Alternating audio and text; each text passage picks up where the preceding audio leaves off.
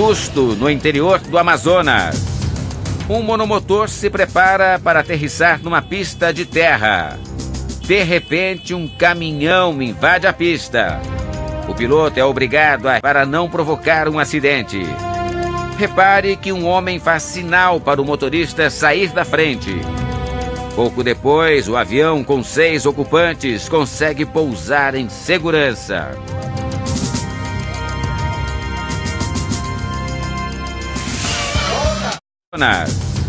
Um monomotor se prepara para aterrissar numa pista de terra.